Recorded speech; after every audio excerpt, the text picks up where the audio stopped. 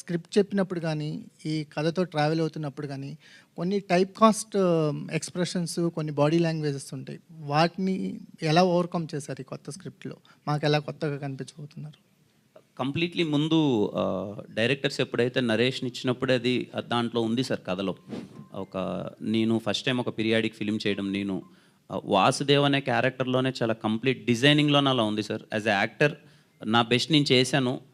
I hope మీకు more than Kiran కన్నా ముందు చూసిన కిరణ్ వాట్ ఎవర్ స్క్రీన్ పైన మీకు నచ్చినవి అయ్యుండొచ్చు, వాట్ ఎవర్ నచ్చినవి అయ్యుండొచ్చు. కానీ అవి కాకుండా వాసుదేవ్‌లానే స్క్రీన్ పైన కంప్లీట్‌లీ కనిపిస్తాను అనుకుంటున్నాను సార్. ఇన్స్పిరేషన్ ఏమైనా ఉందా? అంటే ఇలాంటి కథలకి ఎక్కడో చోట ఒక ఇన్స్పిరేషన్ ఉంటది కదా! అంటే అలా అలా ఏం లేదు సార్. డైరెక్టర్స్ అది చెప్పినప్పుడు కథ నచ్చడమే సార్. అంటే కైండ్ ఆఫ్ ఇన్స్పిరేషనల్ వాళ్ళు చెప్పిన కథ నచ్చడం, క్యారెక్టరేషన్ నచ్చడం వల్లనే అలా చేయడం. కిరణ్ గుడ్ గారు, లక్ సార్. కిరణ్ గారు ఇక్కడ సార్, నేను Venkat NTV. Sir hi sir. ఇటీవల మీరు ఎంగేజ్మెంట్ చేసుకున్నారు. మ్యారేజ్ ఎప్పుడు చేసుకోబోతున్నారు ఏంటి? డేట్ మ్యారేజ్ నెక్స్ట్ మంత్ అనుకుంటున్నాం sir. Next month. Next month. Okay okay, congratulations. Thank you sir.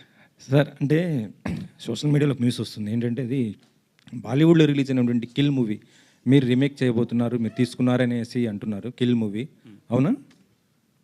Kill kill sir kill kill kill movie.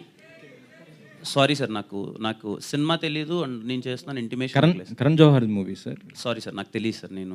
News కూడా వచ్చింది, అది మొత్తం సోషల్ మీడియాలో ఉంది కదా. It's a fake news sir. నాకు అసలు సినిమానే నా నోటీస్లో లేదు సార్ అది.